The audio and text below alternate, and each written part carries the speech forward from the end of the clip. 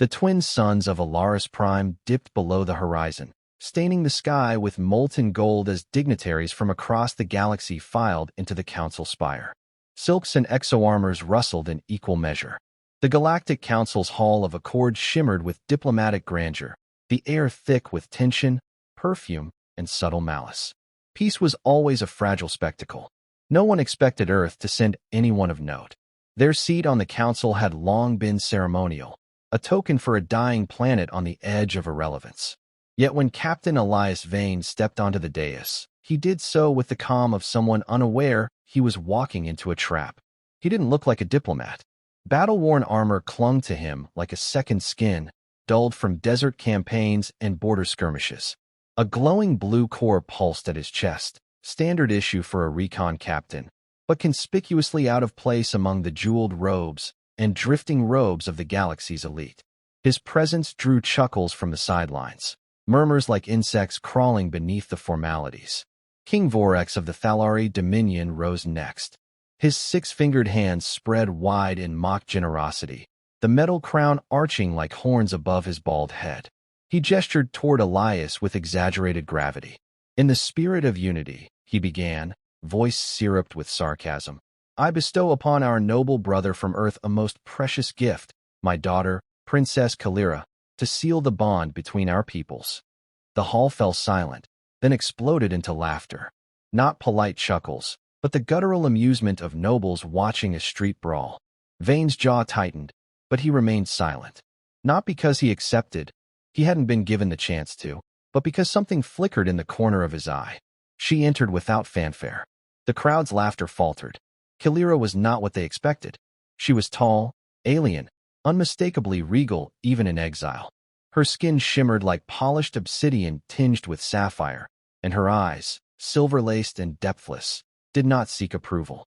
Intricate metalwork adorned her collarbones and temples, marks of her lineage, of a culture older than Earth's recorded history. She walked with the poised fury of someone long denied agency, and now weaponized with it. She did not look at Elias. Not once. King Vorax descended the platform with theatrical grace and clasped Elias's shoulder like a butcher choosing his next cut. You may kneel, human. Elias didn't move. Is this a joke? The laughter surged again. The king's eyes gleamed. Do you refuse an offer of peace from the Dominion? Elias turned to Kalira, who stood as still as a statue. Her expression was unreadable, yet her fingers twitched slightly at her side. Not fear. Restraint.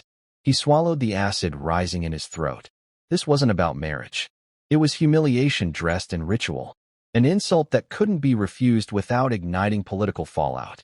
He could see it now. Earth would be accused of rejecting diplomacy, the Dominion given reason to isolate or dominate them under the guise of offended honor. No, he said. I don't refuse. The laughter ceased. A beat of confused silence passed, and then applause. Polite, obligatory, stunned.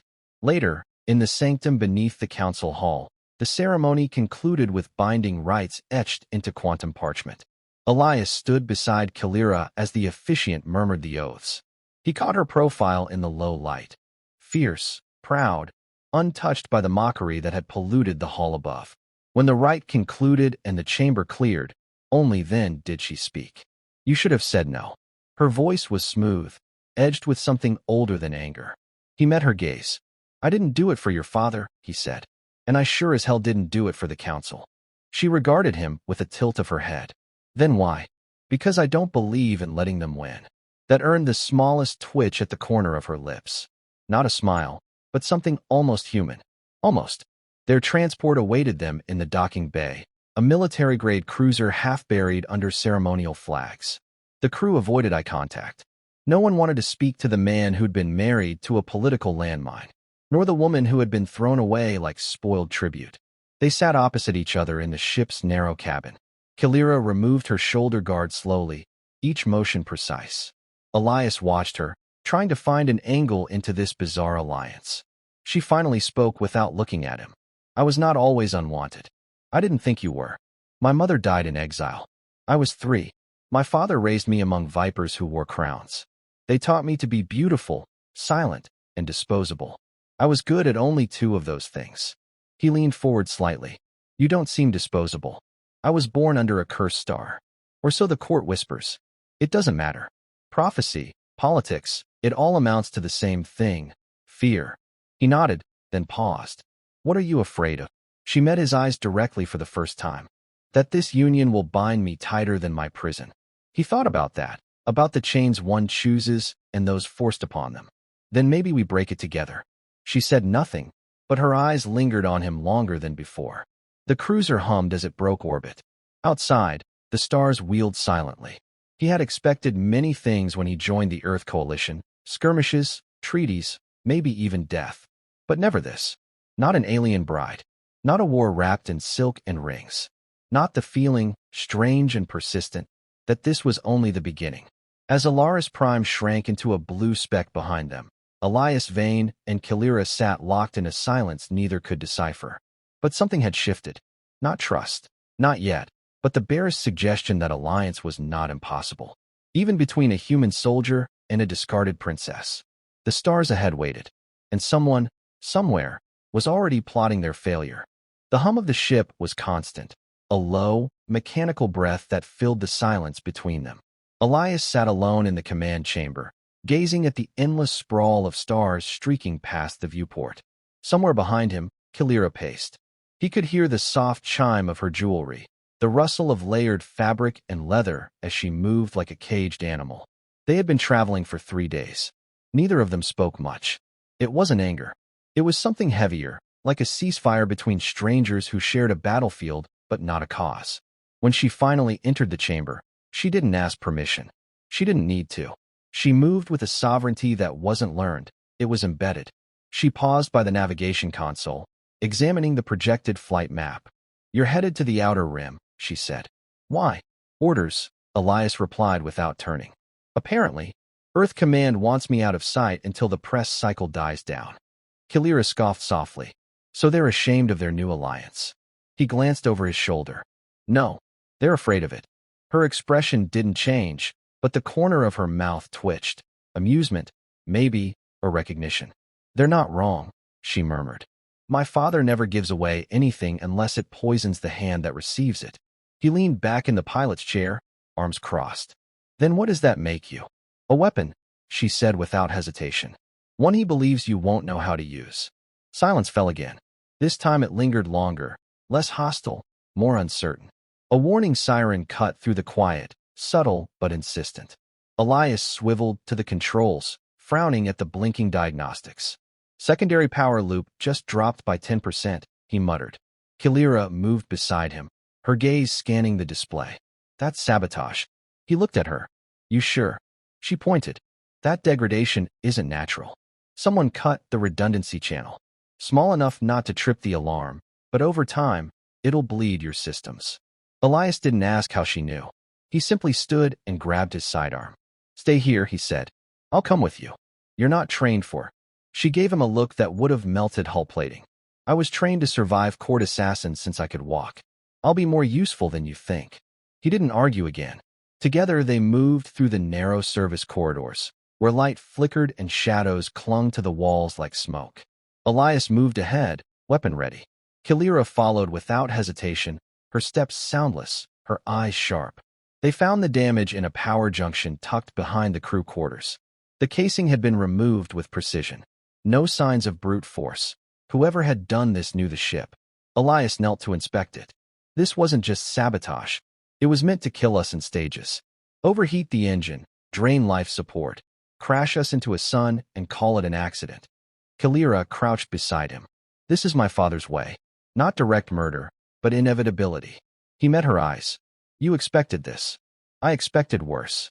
They repaired the line in silence, both too alert to indulge in fear. When the power readings normalized, Elias exhaled slowly, standing. We'll sweep the rest of the ship. Someone might still be on board. But no one was. Not officially. The scans showed no unauthorized life signs. And yet, the chill in the air lingered, like the ghost of betrayal. Back in the command chamber, Kalira sat at the console, watching old star maps, territories redrawn, empires broken and reforged, most with her father's seal etched somewhere in the bloodline of history. You've lived your whole life around war. Elias said quietly, standing behind her. She didn't look up. I've lived in palaces built by it. He considered that for a moment. You ever wanted to see the stars without a crown hanging over your head? She turned then, eyes catching the reflected starlight, silver bright. Wanting was never a luxury I had. But now, she trailed off.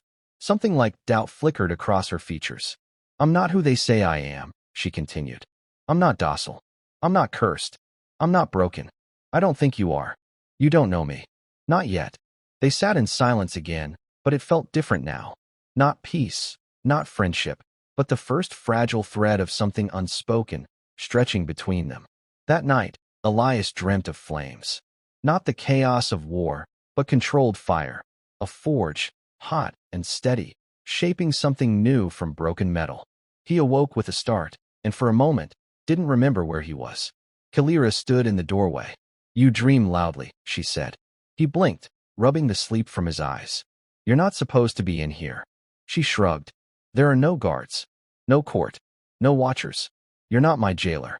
What do you want? I want to know if you intend to use me. The question cut clean through the fog in his brain. No, he said. I don't. She studied him. Then you're either a fool or the first honest man I've met. Elias didn't respond. He couldn't tell if that was a compliment or a warning. She turned to leave, but paused at the threshold.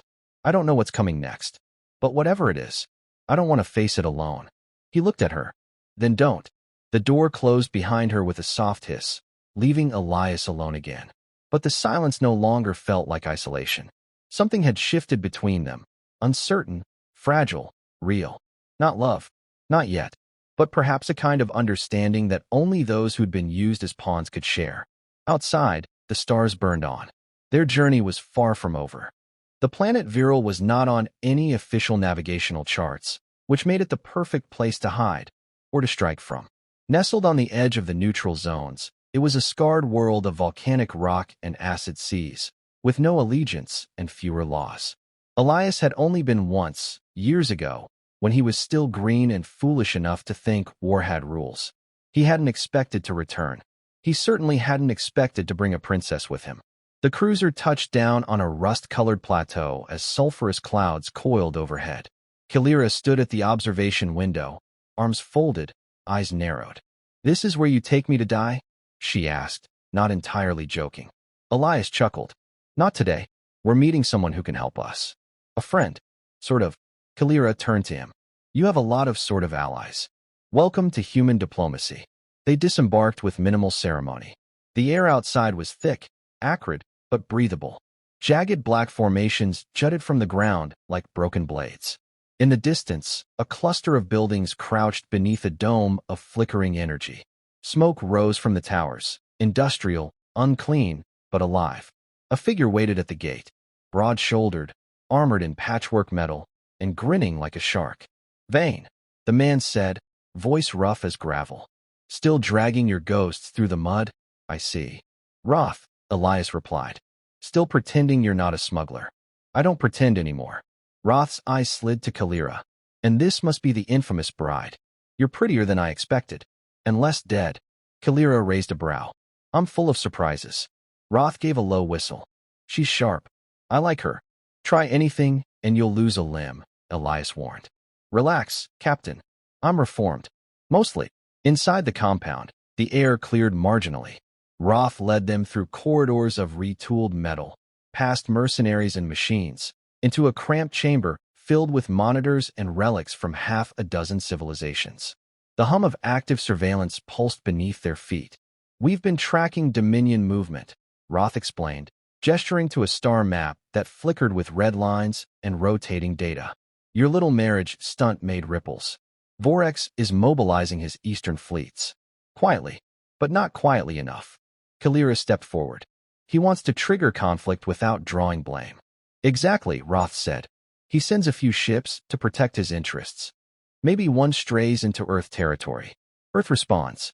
The Council calls it a misunderstanding. But suddenly, Dominion has cause to escalate. Elias rubbed a hand across his jaw. And we're the bait. Roth nodded. 2 targets. Politically symbolic, militarily disposable. If you two disappear, no one has to answer uncomfortable questions. Kalira's voice was cold. He's silencing loose ends. They stood in silence for a moment, the weight of strategy and betrayal settling over them like dust. Then Elias spoke. We need to disappear before he finds us. Roth smirked. That's one option. Or, he tapped the map, and a new cluster of systems lit up. You go on the offensive. Kalira frowned. With what? We have a single ship and 2 fugitives. Roth grinned wider. You've got more than you think. He led them deeper into the complex, through sealed doors and down into the heart of the facility. There, beneath layers of shielding, sat a vessel unlike anything Elias had seen. Sleek, predatory, laced with alien tech and human grit. It thrummed with dormant power. We call it the Ghostfire, Roth said. Prototype hybrid ship. Stolen tech. Never flown in open war. But it's yours if you want it. Elias stared, stunned. Why? Because I hate the Dominion more than I hate you, Roth said simply. And if Vorex wants to play Kingmaker, maybe it's time someone burned his board. Kalira ran a hand along the Ghostfire's hull, her expression unreadable. What's the catch? You'll owe me a favor. Kalira and Elias exchanged a look. Then she nodded. Deal. Later that night, after the Ghostfire had been fitted and stocked, Elias found Kalira alone in the observation tower. She watched the storm clouds drift, her silhouette framed in the pale light of distant stars. You could have refused, he said quietly. I've done enough of that in my life, she replied. Sometimes moving forward is the only way to stop sinking. He stepped beside her. Roth's right, you know. You're more dangerous than anyone gives you credit for. She turned to him slowly. So are you. The moment hung between them. Charged, uncertain. Do you trust him? She asked. Roth. Elias shrugged. Only as far as I can throw his ship. But the Ghostfire's real. And so is the threat. She nodded. Then we act. They stood together as the wind howled against the tower, 2 pieces of a broken alliance, reforged in necessity. Tomorrow, they would fly. Tomorrow, they would become something new. And somewhere, across the stars, King Vorex prepared his next move. The Ghostfire moved like a shadow through the stars, silent, sleek, undetectable. It had no official designation in any Dominion or Council registry, which suited Elias just fine. They weren't soldiers anymore. Not ambassadors. Not pawns. They were anomalies in the system now, cracks in a facade that had stood too long. And through those cracks, they intended to strike. Kalira sat in the co-pilot's chair, one leg crossed over the other, her gaze locked on the tactical display.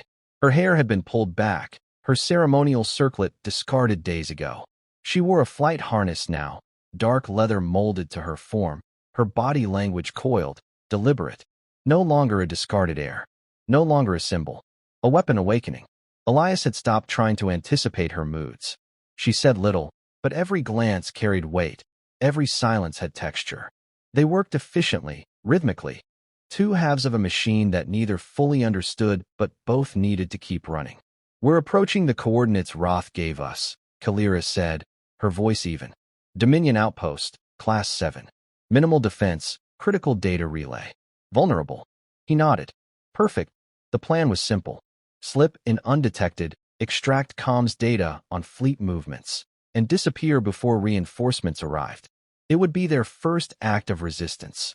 A declaration no longer made in speeches or symbols, but in fire and defiance. As the ship coasted toward the asteroid field shielding the outpost, Elias adjusted the sensor scramblers. You sure you want to be part of this? Kalira didn't answer immediately.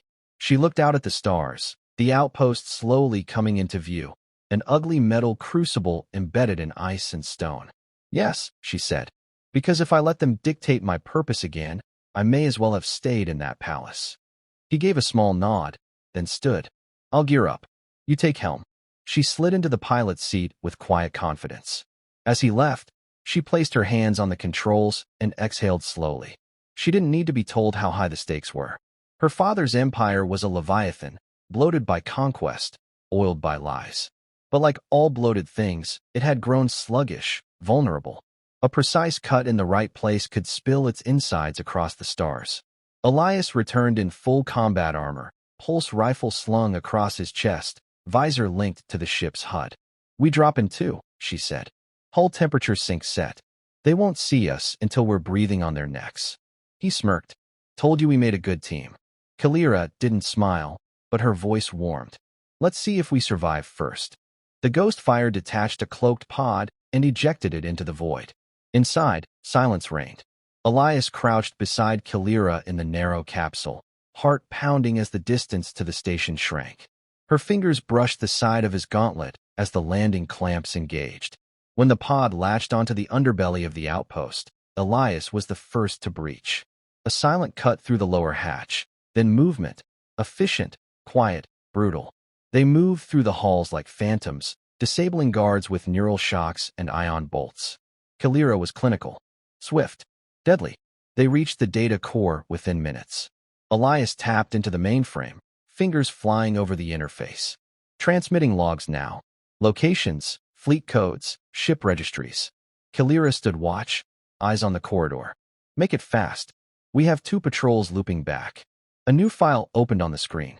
Elias paused. Wait, there's something else here. Kalira's eyes flicked back. Elias, shut up a second. He dug deeper, and the screen flooded with personnel manifests. One entry glowed in red. Kalira stepped forward, her voice low. What is it? Dominion's got an assassination directive, Elias said grimly. Codename, Veil Protocol. Target, Kalira of House Vorex. Termination authorized. Kalira stared at the screen, unreadable, but her fingers clenched around the hilt of her blade. He didn't just disown me. He signed my death. Elias looked at her. We leak this. Let the council see what kind of peace Vorex is peddling. Too late, she said, stepping back. They found us. Alarms howled. They bolted, slicing through corridors now flooding with security bots and Dominion guards. Kalira moved like fire, graceful, destructive. Elias covered her flanks, pulse rifle screaming as it tore through metal and armor. Back in the pod, they launched seconds before the outpost's defense turrets activated. The Ghostfire snatched them from space like a predator returning for its prey. Inside, breathless and bruised, they staggered into the cockpit. Get us out, Elias barked. Kalira didn't hesitate. The ship surged forward, ripping through the blockade, sensors overloaded with lock-on pings and scattering jamming pulses in their wake. When they cleared the last range of fire, the alarms stopped. Silence fell again. The stars were still there. Kalira leaned forward, head bowed. Her hands trembled slightly. Elias sat beside her. You okay? No, she said quietly. But I'm alive. And that's enough, for now. He nodded. They uploaded the data to Roth's network under an anonymous tag.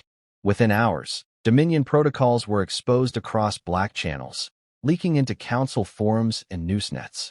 Assassination orders. Fleet positions. Proof of Vorex's duplicity. The galaxy blinked and looked again. In the days that followed, factions stirred. Small ones. Quiet ones. But the first cracks had been struck. Inside the Ghostfire, Elias and Kalira sat in the dark, watching the chaos they had ignited spread like oil across a flame. Do you think we'll win? She asked. Elias looked at her. I don't know, he said honestly. But I know we're finally playing by our rules now. Kalira turned back to the stars. Then let's keep going. And they did.